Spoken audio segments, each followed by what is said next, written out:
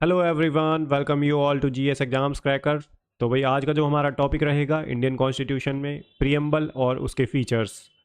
तो जो भी बच्चे पॉलिटी का रिवीजन करना चाहते हैं उनके लिए ये जो सीरीज चल रही है मोस्ट इंपॉर्टेंट है। जिन बच्चों का SSC, railway, NTPC, state PCS कोई भी वनडे एग्जाम देंगे जहाँ पे पॉलिटी पूछी जाती है तो इस सीरीज़ को ज़रूर फॉलो करें। यहाँ से आपको क्वेश्चंस ज़रूर ज़रूर देखने को मिलेंगे। ठीक है, अच्छी बुक है, कॉपीराइट अरिहंत वालों का है। आप इस बुक को मार्केट से परचेज कर सकते हैं। बाकी हम यहाँ पे स्टडी पर्पज़ के लिए इसे यूज़ करेंगे, कोई स्पॉन्सर्ड वीडियो नहीं है, ताकि आपका जो सिलेबस है, पॉलिटी है, अच्छे से रिवाइज हो सके। ठीक है भाई, तो इस क्लास को कंप्लीट देखना है आपको। थर्ड लेक्चर है, इससे पहले 2 लेक्चर आ चुके हैं, नहीं देखे हैं तो वो भी देख लें। लिंक डिस्क्रिप्शन में दे दूंगा। टेलीग्राम चैनल ज्वाइन कर लेना, पीडीएफ वहाँ मिल जाएगी आपको। ठीक है, तो चलिए भाई देख लेते हैं। तो आने वाली क्लासेस के लिए चैनल को सब्सक्राइब कर लें, अगर नहीं किया है तो कोई सजेशन हो कमेंट बॉक्स में लिख सकते हैं। इसके अलावा CHSL के PYQ कराने वाला हूँ मैं, जल्दी ही आपको क्लासेस मिलेंगी with detailed solution. Telegram channel को जरूर ज्वाइन कर लेना। तो थर्ड लेक्चर है हमारा, और कॉपीराइट जो है अरियंत वालों का है। यहाँ पे केवल स्टडी पर्पज़ के लिए, आप लोगों को पढ़ाने के लिए, ताकि आपका स्कोर इंप्रूव हो सके। एसएससी में, रेलवे में, एनटीपीसी में, जहाँ भी पॉलिटी पूछी जाएगी इंपॉर्टेंट रहेगा। तो Indian constitution 6 to 12th class के एनसीईआरटीज़ कवर कर रहा है ये इस बुक में। तो प्रियम्बल का देख लेते हैं क्या है, पहले करते हैं जूम। ठीक है, आई थिंक इज़ परफेक्ट। ठीक है, that's fine.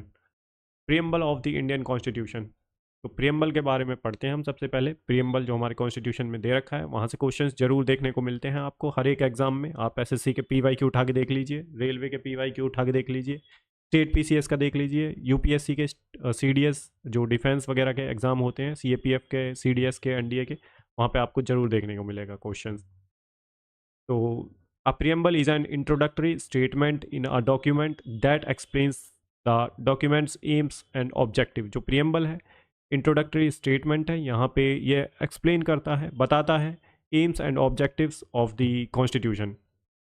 In a constitution preamble present the intention of its framers and the history behind its creation and the core values and principles of the nation। ये जो preamble है हमारे nation, जो country है, उसके values, principles बताता है। और फ्रेमर्स जो जिन्होंने हमारा कॉन्स्टिट्यूशन फ्रेम किया था, उनके माइंड्स के बारे में बताता है। और हिस्ट्री क्या है, कैसे क्रिएशन हुआ, इस सब के बारे में प्रियम्बल हमें बताता है। The preamble is based on the objective resolution which was drafted in the constituent assembly by the Jawaharlal Nehru on 13 दिसंबर 1946। तो जो हमारा प्रियम्बल है ये ऑब्जेक्टिव रिजोल्यूशन पर बेस्ड है, जो कि कॉन्स्टिट्यूएंट असेंबली में जवाहरलाल नेहरू ने दिया था 13 दिसंबर 1946 में, and adopted by the constituent assembly 22 जनवरी 1947। और अडॉप्ट कब किया गया था? 22 जनवरी 1947 में। जो ऑब्जेक्टिव रिजोल्यूशन जवाहरलाल नेहरू जी ने दिया था 13 दिसंबर 1946 को, यूनानिमसली कॉन्स्टिट्यूएंट असेंबली ने 22 जनवरी 1947 में उसे अडॉप्ट कर लिया था। ठीक है, तो ये ऑब्जेक्टिव रिजोल्यूशन की बात हो रही है कि कब अडॉप्ट किया था, तो 22 जनवरी 1947 में। और दिया कब था? 13 दिसंबर 1946 में। नेक्स्ट जो पॉइंट है, preamble was drafted by the constitutional adviser of the constituent assembly BN Rao. तो ड्राफ्ट किसने किया था प्रियम्बल को? BN राव ने। नेक्स्ट जो पॉइंट है, the preamble has been amended only once by 42nd constitutional amendment 1976। तो प्रियम्बल को एक बार ही अमेंड किया गया है, क्योंकि कॉन्स्टिट्यूशनल अमेंडमेंट एक्ट हुआ था 42nd कॉन्स्टिट्यूशनल अमेंडमेंट एक्ट 1976 में, जिसे मिनी कॉन्स्टिट्यूशन के नाम से जानते हैं। तभी प्रियम्बल को अमेंड किया गया था। इसमें 3 वर्ड जोड़े गए थे। ठीक है, वो आप मुझे बताएंगे कमेंट सेक्शन में कौन कौन से जोड़े गए थे। नेक्स्ट पॉइंट है, through this amendment the word socialist and secular were added between the word sovereign and democratic. तो ये जो अमेंडमेंट हुआ था 42nd अमेंडमेंट, यहाँ पे सोशलिस्ट और सेक्युलर वर्ड जोड़े गए थे। किसके बीच में? सॉवरिन और डेमोक्रेटिक के बीच में। And the words unity of the nation were change to unity and integrity of the nation. जो यूनिटी ऑफ नेशन था उसको चेंज करके unity and integrity of the nation कर दिया गया था। इसके बाद नेक्स्ट पॉइंट है, American constitution is the source of preamble and its language is derived from Australian constitution. Next point है the word liberty equality and fraternity in the preamble are taken from the French constitution. जो हमारे constitution में preamble में liberty equality fraternity दे रखा है वो कहाँ से लिया है, तो वो फ्रेंच कॉन्स्टिट्यूशन से लिया गया है। यहाँ पे जो नेक्स्ट हेडिंग है वो है importance and utility of the preamble. Preamble की इंपॉर्टेंस क्या है, यूटिलिटी क्या है, क्या उपयोगिता है। तो पहला जो पॉइंट है the preamble of the constitution contains ideas that the constitution seeks to achieve it does not grant any power but it gives direction and purpose to the constitution।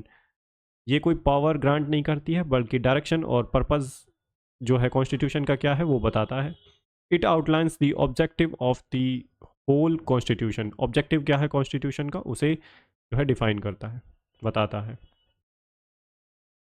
Next जो पॉइंट है वो क्या है, तो next जो point है वो है it also enshrined the grand objective and socio-economic goals which are to be achieved through constitutional processes। Next point है through the Berubari case the court stated that preamble is the key to open the minds of the makers but it cannot be considered as part of the constitution, therefore it is not enforceable in court of law। तो ये बात आपको ध्यान रखनी है।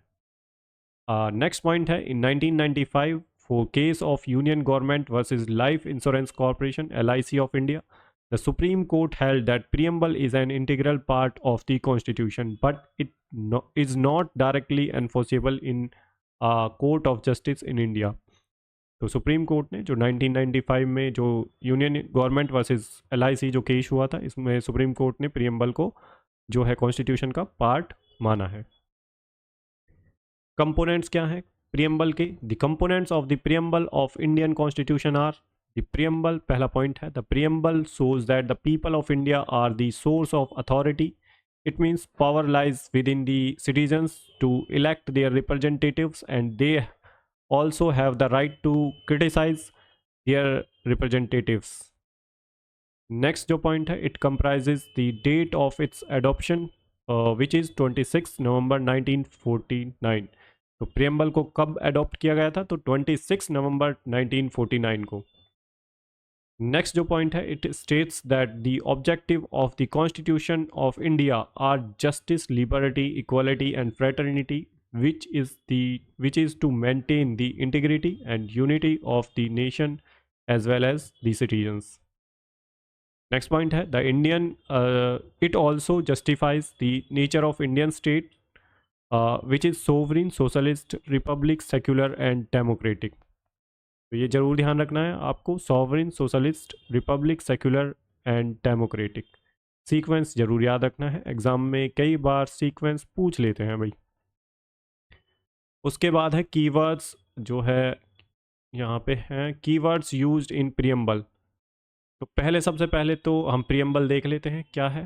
तो ये preamble है इस तरह से the constitution of India preamble we the people of India having solemnly resolved to constitute India into a sovereign socialist secular democratic republic and to secure to all its citizens justice, social, economic and political justice, liberty of thoughts, expression, belief, faith and worship, equality of status and opportunity and to promote among them all fraternity, assuring the dignity of the individual and the unity and integrity of nation। In our Constituent Assembly this 26th day of November 1949 do hereby adopted, enact and give to ourselves this Constitution।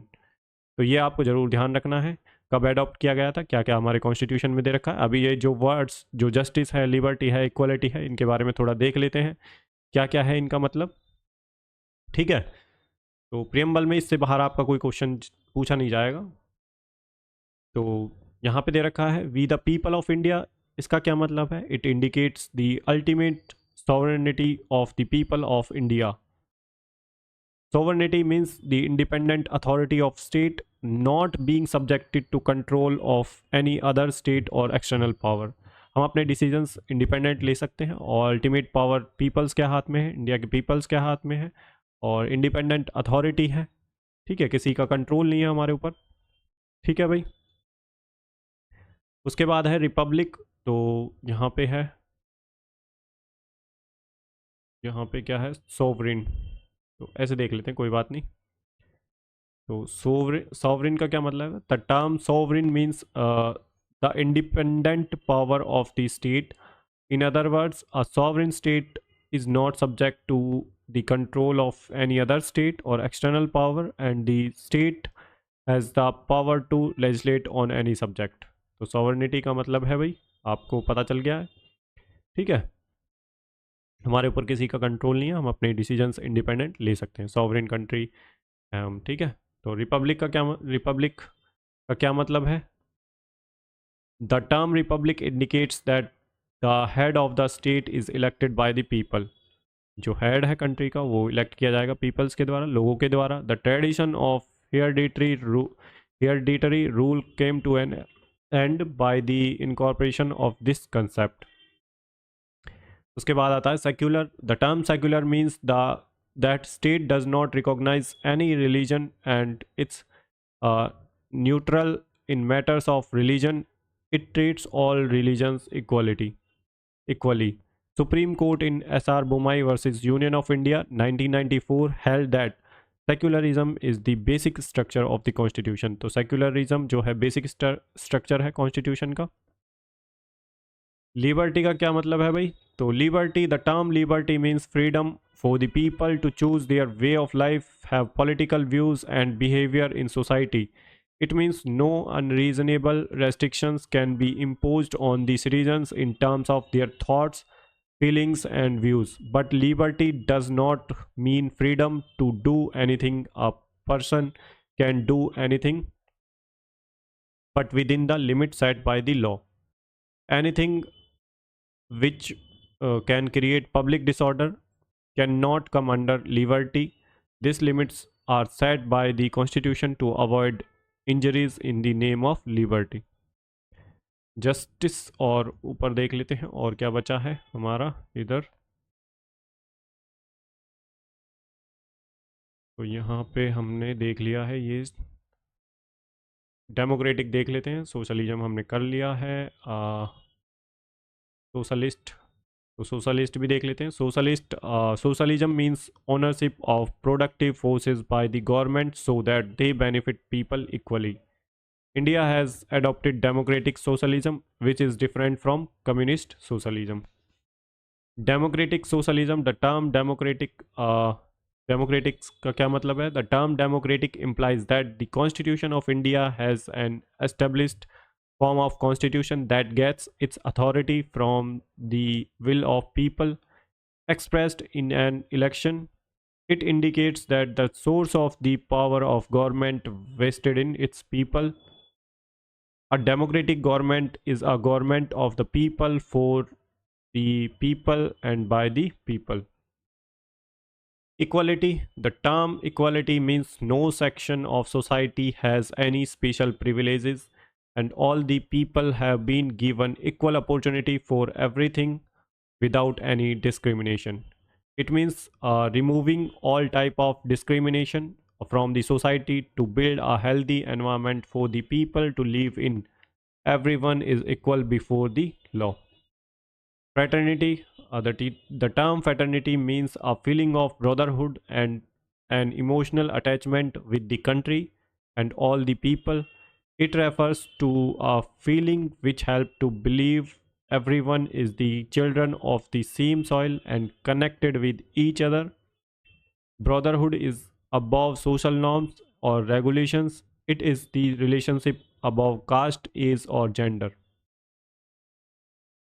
Now अब रह गया क्या? Justice. तो justice को हम देख लेते हैं क्या है। तो जस्टिस, जस्टिस अमॉन्ग दी, एक मिनट। तो justice among the citizens is necessary to maintain order in society. The term justice comprise the three elements that complete the definition, which are social, economic, political. Social justice, it means that the constitution wants to create a society without discrimination on any ground like caste, creed, gender, religion, etc. Economic justice, it means no discrimination can be caused by the people on the basis of their wealth, income, and economic status. It means wealth must be distributed on the basis of their work, not with any other reason. Every person must be paid equally for an equal position, and all people must get opportunity to earn for their living. Political justice, it means that all citizens should have equal political rights, equal access to all political offices and equal voice in the government. तो ये यहाँ पे हमारा preamble complete हो गया है। इसके बाद क्या है, तो इसके बाद है salient features of the Indian constitution. तो ये करेंगे हम नेक्स्ट क्लास में भाई, ठीक है। छोटे छोटे लेक्चर्स रखेंगे और हम पूरी बुक को कंप्लीट कर लेंगे, ठीक है। जितने भी पेजेस दे रखे हैं और कंप्लीट हो जाएगी आपकी पॉलिटी। तो आप सारी क्लासेस को देख लें भाई, ठीक है। जितनी भी क्लासेस हमने ली हैं लिंक मैं डिस्क्रिप्शन में दे दूंगा, नहीं तो प्लेलिस्ट बना लूँगा। बाकी आप चैनल को सब्सक्राइब कर लें आने वाली क्लासेस के लिए, और आपका कोई सजेशन है कमेंट बॉक्स में लिख सकते हैं।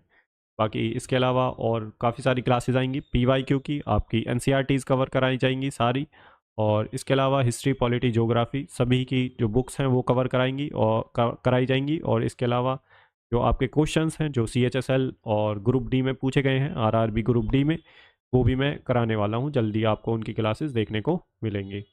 और टेलीग्राम चैनल को ज्वाइन कर लें, जो भी PDF है आपको क्लास ख़त्म होने के बाद सारी मिल जाएंगे, ठीक है। टेंशन ना लें इस बात की। चलिए भाई, मिलते हैं नेक्स्ट क्लास में, तब तक के लिए अपना ध्यान रखिए। गुड बाय, जय हिंद।